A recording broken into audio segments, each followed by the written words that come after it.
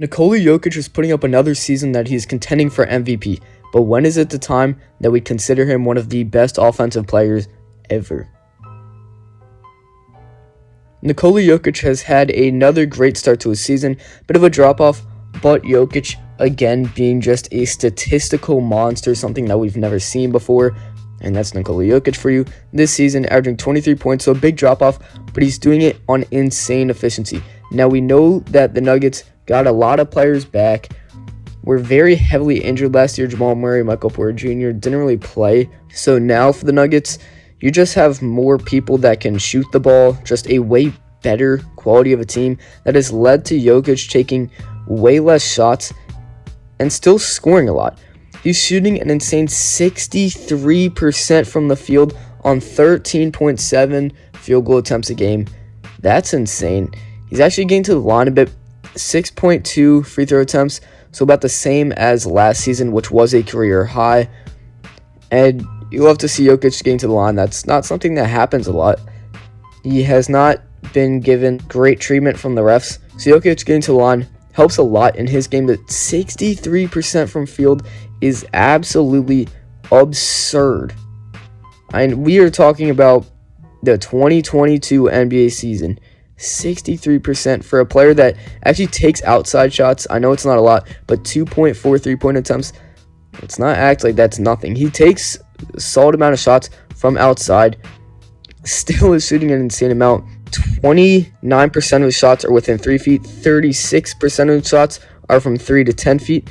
So a majority of his shots are from within 10 feet. But that's usually a good amount of NBA players. So if anything, he's spacing out the floor a solid amount for a center. It's not like he's only taking inside shots. But 23 points a game on 63%. That's pretty solid considering he's not even taking the most amount of shots per game on his own team. Jamal Murray taking 15.3. Michael Porter Jr. He played in a completely different era. Even though Jokic, just talk about all time, he's the best passing big man of all time. I think we have evolved to that stage where we can confidently say that Jokic is the best passing big man of all time. I don't know anyone else that would be even in his stratosphere.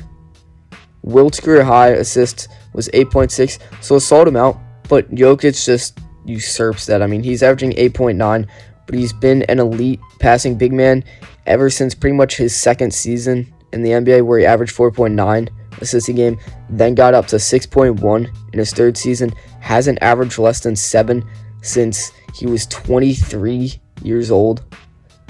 That's insane, and it's probably going to go up. I wouldn't be surprised if his 8.9 assist a game goes up. He's only averaging 32.2 minutes. That number could definitely go up to maybe around 33, 34. I know the Nuggets are doing well. They're 4th in the West, 14-10. So they're doing well. He might not need to play more minutes, but in such a tight-knit Western Conference, which I talked about last video, if you want to check that out after this one about Jeremy Grant, Nikola Jokic might play more minutes, might bump up by 1, but I see him just averaging potentially 9 assists a game. I wouldn't be surprised if that 8.9 only has to get up 0.1. It could definitely happen. And, I mean, 9 assists for a center, that's unheard of. Comparing Jokic's stats to Shaq, that may be better because I'm not sure of any other center that could even compare to Jokic in numbers, in even close to a modern era. Shaq never was the playmaker that Jokic was. I mean, of course he wasn't. Shaq didn't play make.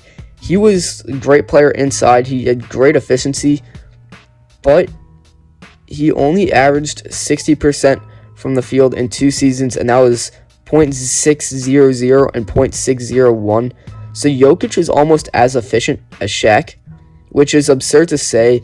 He isn't as efficient as Shaq, but it's close because Shaq usually averaged 57 to 58, 59%, while Jokic, he's been averaging mostly like 52, but he's gone up in field goal percentage.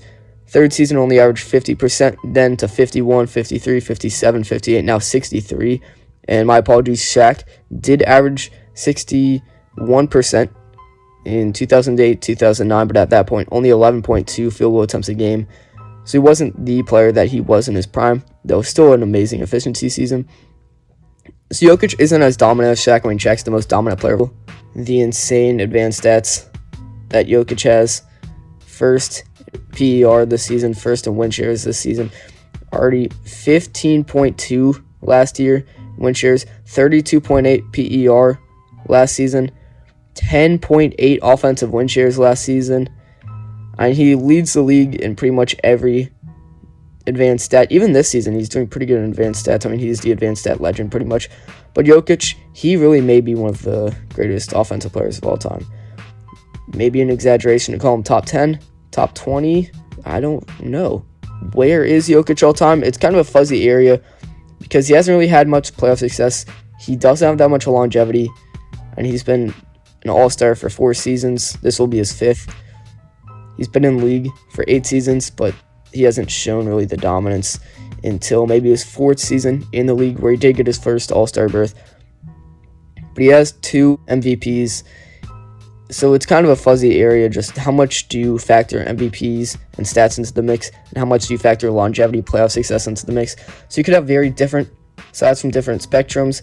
I think that's up to you to decide. So in the comments, rank where you think Nikola Jokic is all time. In just a general area, you don't have to say 53rd, but say if you think he's 20th to 30th, 30th to 50th, 50th to top 75, or even outside the top 75. I want to hear what other people have to say about him. So Nikola Jokic, he's absurd, potentially winning another MVP this season, especially if it wasn't for voter fatigue. I can't wait to see the Nuggets this year. They're going to be a great contender in the West, potentially even shooting for an NBA title.